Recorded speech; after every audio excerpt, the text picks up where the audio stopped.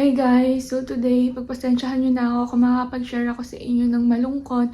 Pero hanggat maaari talaga, ayokong gumawa ng mga video vlog na mga negatives or malungkot, kalungkutan na nangyayari sa life ko. Pero ngayon, gusto kong gumawa ng video na to para hindi ko makalimutan itong memories na to at forever na ito dito sa YouTube ko at paulit-ulit ko siyang mapapanood. So ngayon guys, gagawin ko tong video na to para sa memories ng father ko kasi wala na siya guys.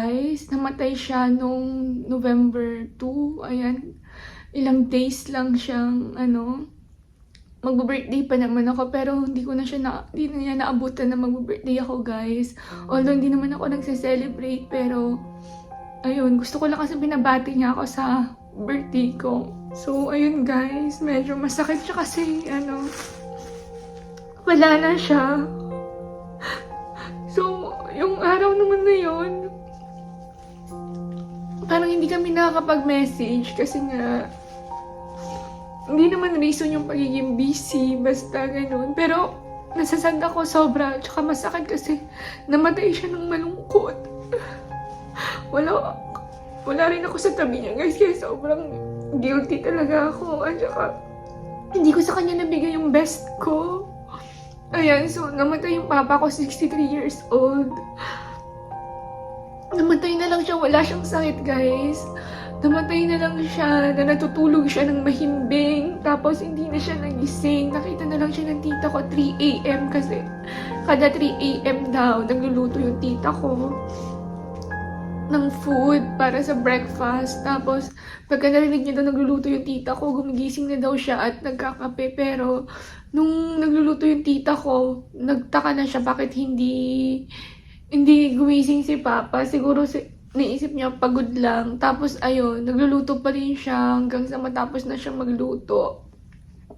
5 AM naalala niya ulit si Papa, binalikan niya guys. So, ayun, wala na si Papa guys. Pero yung niya guys, yung itsura niya guys, yung aura niya, yung parang peaceful lang talaga siyang natutulog.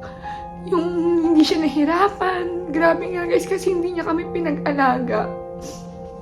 Pero okay lang naman yun eh. Kasi lagi siya nagme-message sa akin guys. Lagi siya nagsusorry na pasensya daw kung nahihirapan na ako.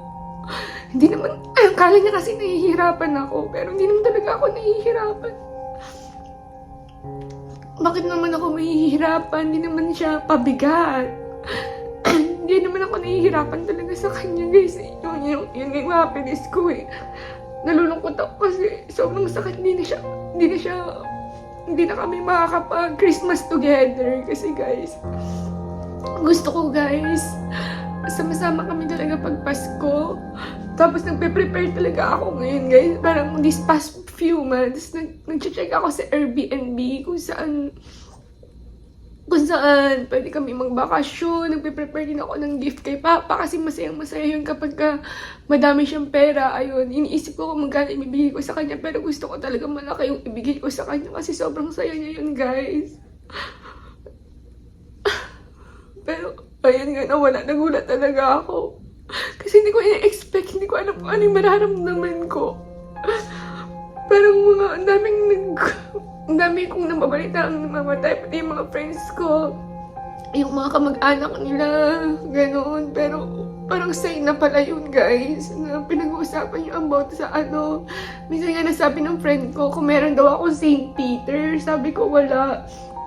Kasi hindi talaga kami kumuha guys ng mga ganun. Kasi, tsaka mga insurance, hindi talaga. Kasi nga, ayoko talagang pag-usapan about nga sa kasi hindi ako strong kapag pag-uusapan about mamamayapa, mamamatay. Parang hindi ko kaya guys kung sa akin mangyari yun, sabi ko.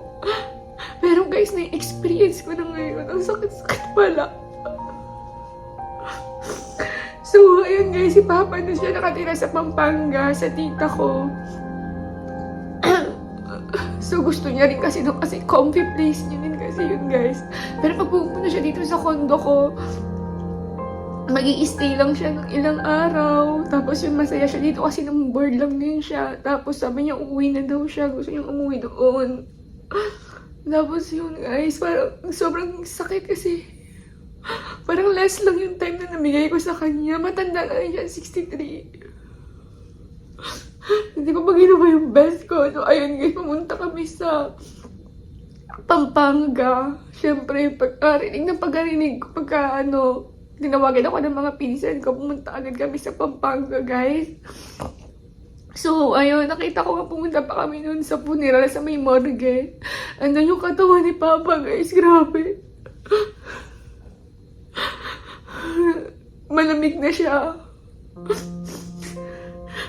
Bangkay na lang siya, guys. Kala ko nga joke lang or sana prank na lang. Pero totoo talaga siya. Grabe ang sakit, guys. Kasi sabi ni tita, masaya pa daw si Papa na kumain nung kinagabihan na yun. Pero guys, wala na talaga siya pagpunta ko doon.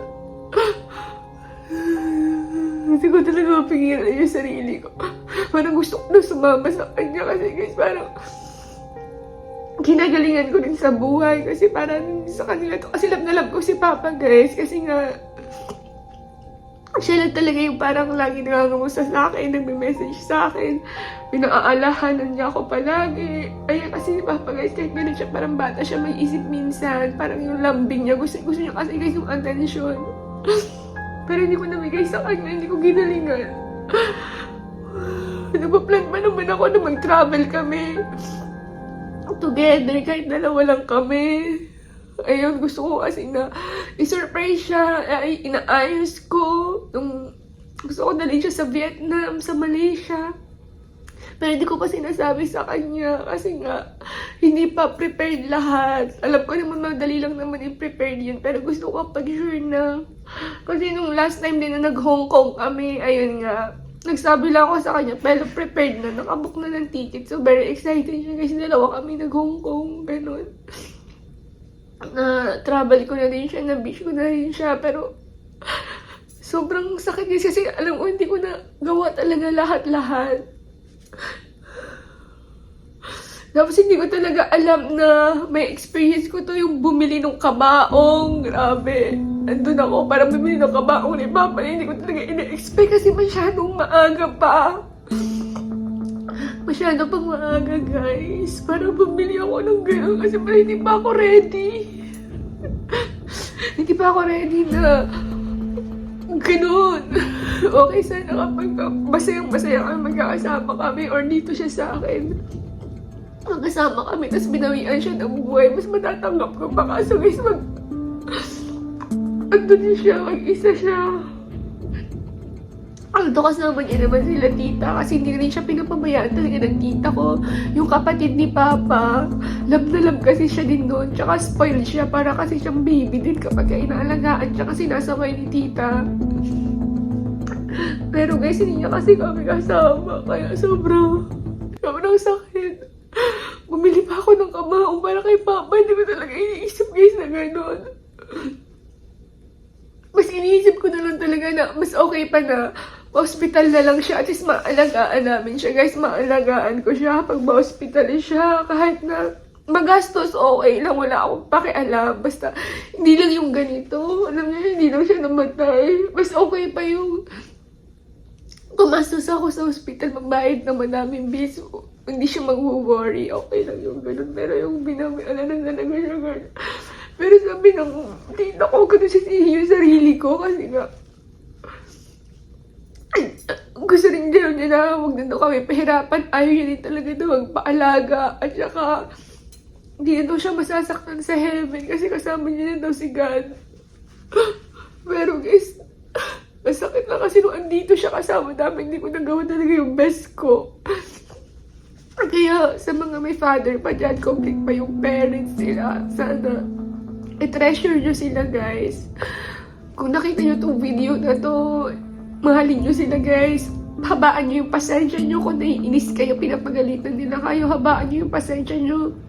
Kung na-annoyed kayo, may gusto kayong sabihin na masakit na salita sa kanila, itikim nyo na lang yung bibig nyo. Huwag nyo na lang ibuksan yung bibig nyo para hindi sumunga yung loob nila. Ako kasi guys, very vocal din ako. Pagka naiinis ako, pag galit ako, alam talaga na galit ako. Pagpanaw at umasa tayo magkikita-kita muli sa piling ni Jesus. Doon ay wala ng dusa, kalungkutan at kamatayan, kundi ang mamamayani ay lubos na ligaya at buhay na walang hanggan. Manalangin tayo. Paraiso, magkikitang muli tayo, samahan ka ng mga santo, kahit na may mauna tayo pa rin ay magsasama upang lagi tayong lumigaya sa piling ng Diyos Ama. Amen. Amen. Ay may pananagutan sa isa't isa. Tayong lahat ay tinipo ng Diyos na